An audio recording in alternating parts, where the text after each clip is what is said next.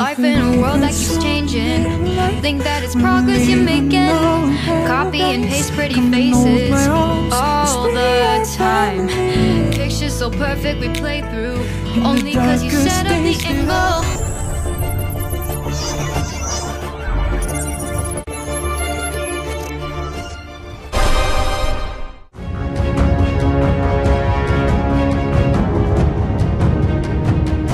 Tanpa dihadiri oleh tergugat, pada Senin 24 September 2024, Pengadilan Negeri Jakarta Selatan resmi memutus cerai Ruben Onsu dan Sarwenda.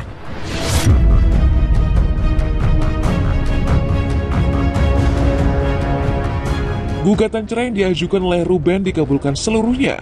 Putusan perceraian itu diumumkan setelah beberapa kali persidangan yang dilakukan secara e-court dan juga tak pernah dihadiri sang presenter selama sidang digelar. Ruben Onsu yang mengajukan gugatan cerai sejak 9 Juni 2024 hanya meminta untuk berpisah dengan Sarwenda tanpa menuntut hak asuh anak atau harta gonogini. Setelah resmi bercerai dan memutuskan hidup masing-masing dengan Ruben Onsu, Sarwenda memamerkan foto baru keluarganya tanpa adanya sosok Ruben di tengah-tengah foto tersebut. Dalam foto tersebut hanya berisikan Sarwenda, Betran Putri Onsu, Thalia Putri Onsu, dan Tania Putri Onsu. Life in a world that keeps changing. Think that it's progress you're making. Copy and paste pretty faces all the time. Pictures so perfect we play through only cause you set up the angle. Web that you weave got us tangled, caught in what's before our eyes. Show off your fantasy reality. Whoa, that's yours, but I'll keep doing mine. You'll be living your good life, catch a glimpse from the outside, then you see me now, see me now, see now.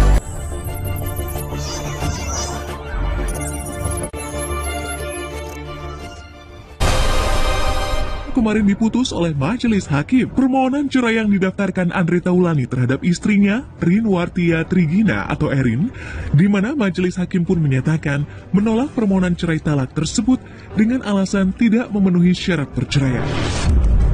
Dalam gugatan perceraiannya, Andre Taulani menyatakan terjadi perselisihan hingga pertengkaran terus-menerus dengan Erin yang sulit untuk didamaikan. Tentu saja, hal ini menjadi sorotan publik. Alasan perceraian yang diajukan Andre Taulani dianggap tidak memenuhi ketentuan dalam Undang-Undang tentang Perkawinan. Dengan ditolaknya permohonan Andre Taulani oleh Majelis Hakim, akankah Andre Taulani akan tetap mengajukan perceraian? Enggak, masih tinggal bareng. Pisah rumah sih enggak, cuman kita pisah kamar aja. Menurut pertimbangan hukum Majelis Hakim bahwa dalil-dalil pemohon yang menyatakan adanya perselisihan dan pertengkaran yang terus-menerus antara pemohon dan termohon itu tidak terbukti. Pemohon dan termohon hanya kurang komunikasi saja. Ya, waktu proses pembuktian dari para pihak. Dari saksi-saksinya? Iya, dari saksi-saksi Andre maupun dari istrinya. Sehingga permohonan-pemohon tersebut tidak memenuhi ketentuan pasal 39 ayat 2 Undang-Undang nomor 1 tahun 1974 tentang perkawinan, Jungto pasal 19 huruf F Peraturan Pemerintah nomor 9 tahun 1975, Jungto pasal 116 huruf F Kompilasi Hukum Islam.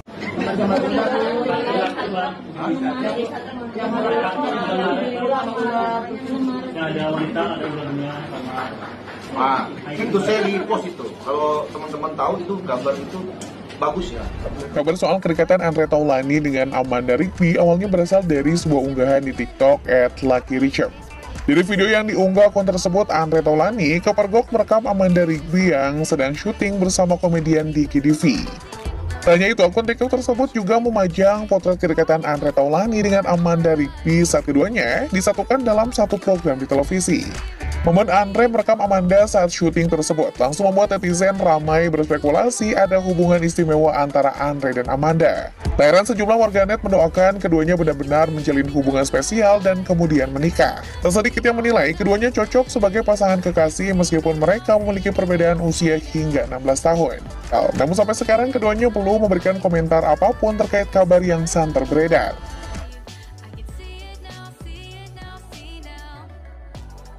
Sejak kabar kedekatannya dengan former band Skinky menyeruak ke publik, akun sosmed pemeran sitkom The Transmart itu pun banyak disinggahi warganet. Mereka meninggalkan beragam komentar, banyak yang bertanya dan mengkonfirmasi kebenaran rumor yang beredar. Kedekatan antara Andre dan Amanda yang disorot di tengah proses perceraiannya yang masih berlangsung, segera mengingatkan pada rumor adanya orang ketiga yang jadi musabab perceraian.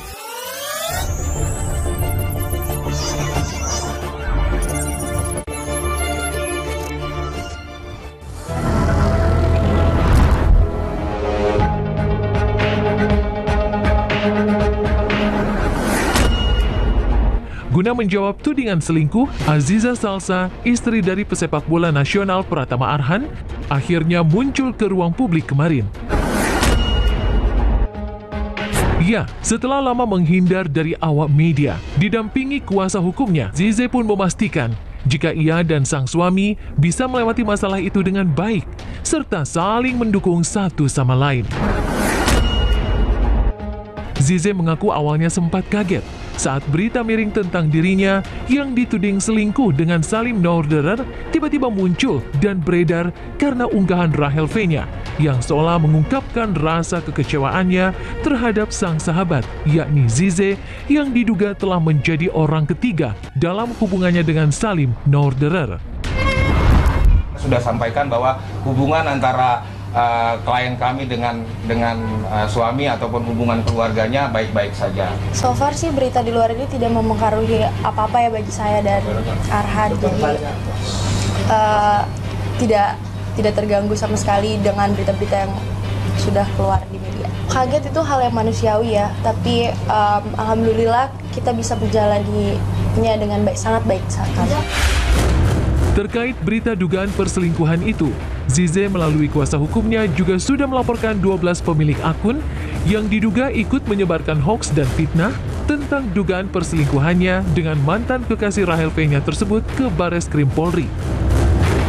Hasilnya, 2 pemilik akun, masing-masing Andreas dan seseorang berinisial N, akhirnya telah menyampaikan permintaan maaf secara langsung kepada Zize.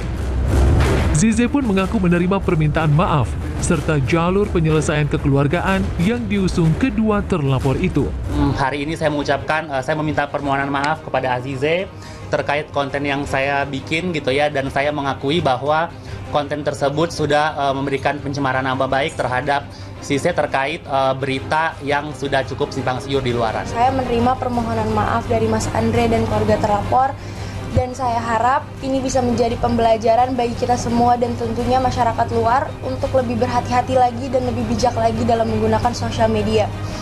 Dan tentunya untuk tidak involve terlalu jauh dalam ranah pribadi seseorang dan memberitakan berita yang belum tentu benar adanya. Jadi semoga ini bisa jadi pembelajaran bagi kita semua dan tidak akan terulang lagi kejadian-kejadian seperti ini ke depannya. Saudara Andreas, kemudian juga ibu dari salah satu terlapor berinisial N, yang dilaporkan adalah mengenai pencemaran nama baik, kemudian juga penyebaran berita bohong. Namun khusus untuk Mas Andreas dan ibu dari saudari N ini, ada yang kita laporkan atau konten yang memang ternyata tersangkut dari laporan kita adalah konten-konten yang memang melakukan pencemaran nama baik, kemudian juga penghinaan.